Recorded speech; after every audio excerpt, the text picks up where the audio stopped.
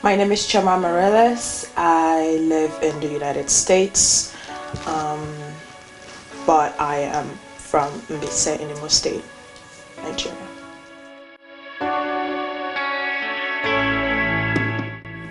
I'm gonna get a little flack for this because one, I'm an Igbo woman, and two, I mean, it's sort of like we all know that usually when something like this happens and involves a group or like a group leader or something, like a woman or something, there was always like, there must be a reason why is she talking now. I absolutely have nothing to lose and certainly have nothing to gain, and maybe a lot of people probably didn't know, but I had a relationship with Nnamdi. That is the truth, and at the time he presented himself as a single man. Although he had a child from a previous marriage. He was divorced. There was no time that I knew, but I hope that the truth in this video somehow doesn't get sidebarred by all the other stuff. But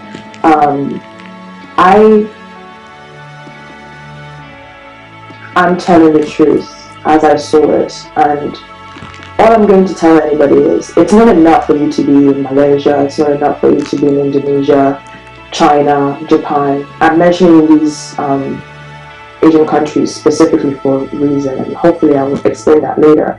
But it's not enough for you to be there just donating money and hearing things on the radio and believing. Buy a ticket. I bought my ticket myself. I paid for my ticket myself. My expenses in Nigeria, I took care of myself.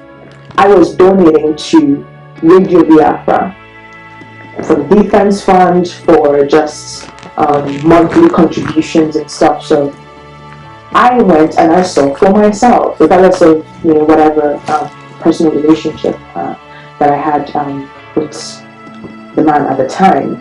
I went and I saw for myself, and that is how you learn. You learn by seeing. It is not enough to get excited that somebody that you hear on the radio you see is telling you something. It's not enough for you to believe what I'm saying even. Buy your ticket like I did. Go back home and do your own investigations. There were a few things that sort of stood out. The lies, of course. Misappropriation of funds, in the sense that money was being collected and being used for other things that wasn't what they were said they were for. Somebody's going to say, oh, but Radio Biafra is on radio now. But that wasn't the transmitter that was bought. These are shortwave transmitters, but that's still besides the point. So basically, money was being collected and used for other things. The cenotaph money was collected, and the cenotaph was half built. It was just a structure. Got destroyed. That money went down the drain. The remainder of the money went down the drain. Of course, the misinformation, I guess it's just sort of like, there is a truth and there are versions of it that you have to tell people to get money from them.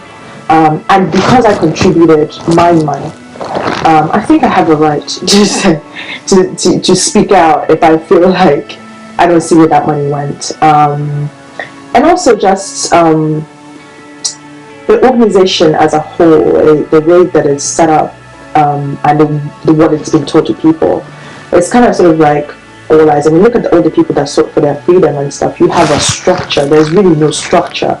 One person is the leader, is the director, is the financial consultant, is the money holder. Let's just call it money holder.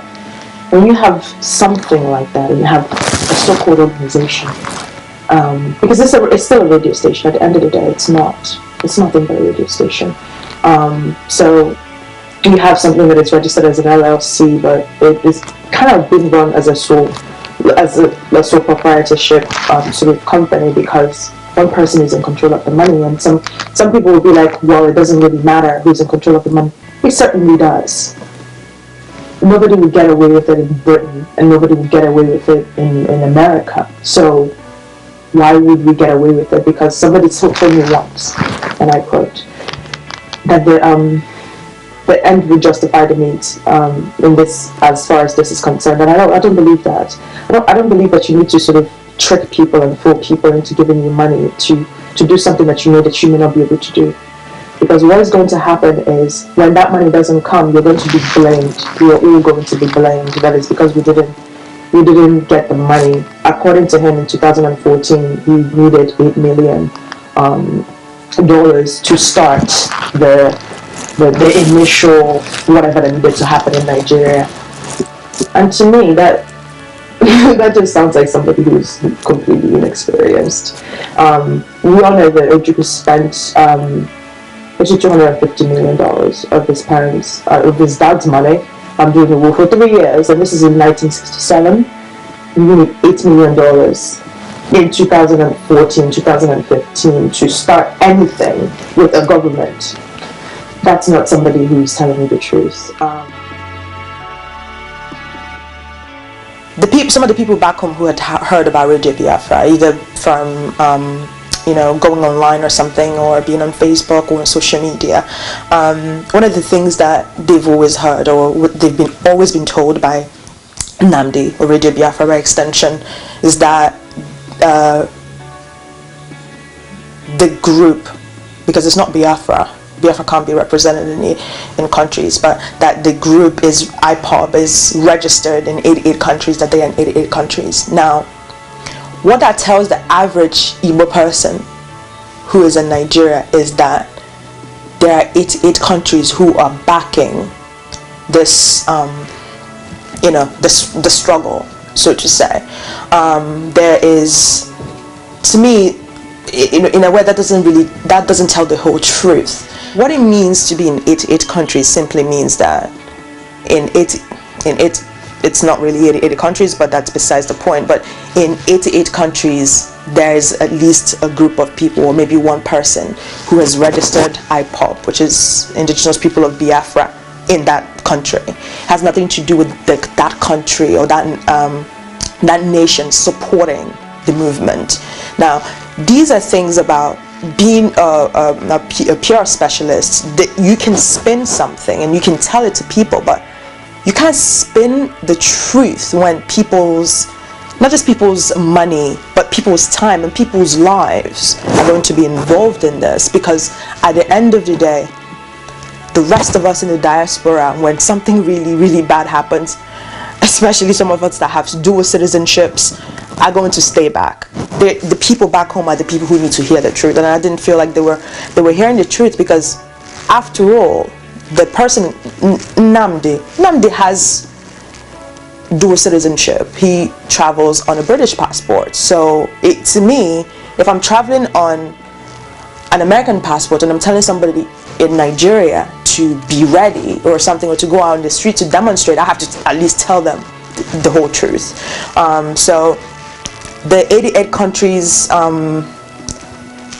thing was what was being told to people back home. So they were thinking that everything was, ready to go, and if something happened, the UN was just going to come with the cavalry and save them. And we have found out that is not true, because recently, as of last month, actually months back, there was an Igbo man that was arrested in conjunction with this whole IPOB and Radio Biafra thing, and up until now he's still in jail.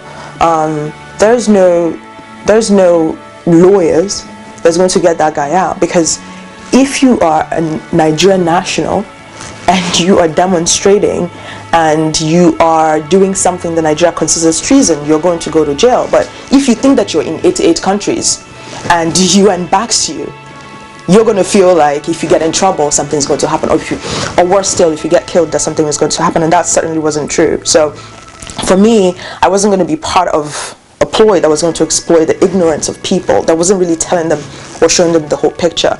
And my issue came when those inconsistencies started to affect the truth. you know, here on one hand, a lot of people in the diaspora who were donating money on the premise that a lot was going on back home. In terms of in preparation to, there was a timeline that Nnamdi gave that he refers to Nigeria as zoo, that by December 2015 that the zoo was going to be destroyed. So then there was nothing on the ground, let's just say that. So seeing that gap and seeing that the real truth and what was really going on wasn't really forthcoming, I started to do my own research on my own to find out things. And because to me, if that wasn't clear, because I was gonna come back here, I have to be able to tell people like what I saw, and I have to be able to tell my friends what I saw, so that if I'm telling somebody like, okay, you need to listen to these people and listen to this cause or support this cause or something, this is what I saw. And I didn't see anything tangible. I didn't see anything tangible that would warrant the money that people were donating. There was a TV station that was supposed to start and stuff, like, so there was such mismanagement of not just time but resources that it didn't fit what I heard on the radio, or at least I was drawn to.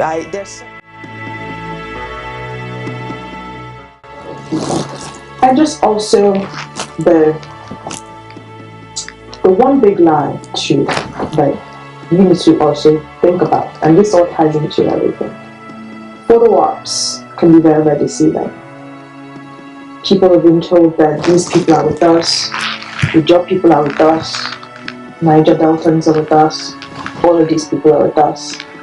Calabar, I lived in Calabar for months. I never met one single person, and I don't know if this is, I don't know why, but I never met one person who was like pro Biafra, and that is the truth. And somebody can say, well, you can name all of these people who during the war and all of that stuff. Individuals are individuals, but when you're telling people back home that you have a collection of people who are in support of you, and you're unwilling to work with anybody who can challenge you, you are unwilling to work with anybody who might steal your shine, because once you get closer to the truth, something comes out. That's the point. You certainly cannot be, it has to be the smartest person in the room, and this is not a personal attack, it is just simply the truth. Anything going down. And mind you, while people were dying on the streets and stuff, and getting arrested and all of that stuff, since May 30th, has Nnamdi been in Nigeria?